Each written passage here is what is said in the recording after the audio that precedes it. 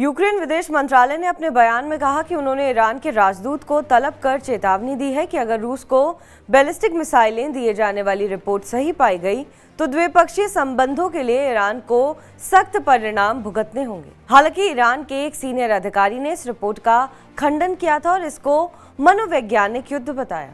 यूरोपीय संघ के प्रवक्ता ने इन रिपोर्ट्स को विश्वसनीय बताया। वहीं CNN और द वॉल स्ट्रीट जर्नल ने पिछले हफ्ते अपने सोर्स का हवाला देते हुए यह छापा था कि ईरान ने रूस को कम दूरी की बैलिस्टिक मिसाइलें दी हैं। यूक्रेनी विदेश मंत्रालय ने टेलीग्राम पर कहा कि उसने ईरान के प्रभारी को बुलाया और मिसाइलों की डिलीवरी की खबर के सच होने पर परिणाम भुगतने की चेतावनी दी। इससे पहले IRGC के वरिष्ठ कमांडर फजलुल्लाह नौजारी ने ईरानी लेबर न्यूज एजेंसी से कहा था कि रूस को कोई मिसाइल नहीं भेजी गई है और ये दावा एक तरफ का मनोवैज्ञानिक युद्ध है।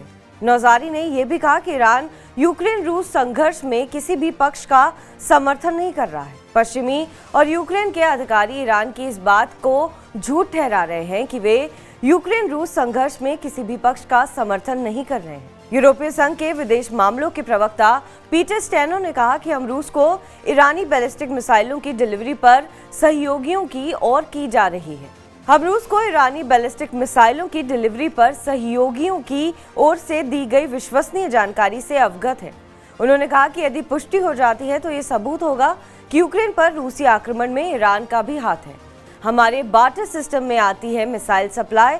इस रिपोर्ट के बाद ईरान के सांसद अहमद बख्तोश अर्दिस्तानी ने ईरानी अखबार को दिए गए इंटरव्यू में कहा, हमें जरूरतों को पूरा करने के लिए बार्टर यानी सामान के बदले सामान करना पड़ता है।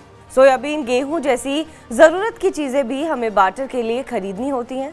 रूस को मिसाइल निर्यात भी हमारे बार्टर सिस्टम का ही पार्ट है। सांसद के इस बयान से काफी हद तक इस बात की पुष्टि हो गई है कि ईरान रूस को मिसाइल निर्यात कर रहा है। बहरहाल इस खबर पर आपका क्या कुछ कहना है, हमें कमेंट करके जरूर बताएं। बाकी देश विदेश की तमाम बड़ी खबरों के लिए आप बने रहें TV9 डिजिटल के साथ।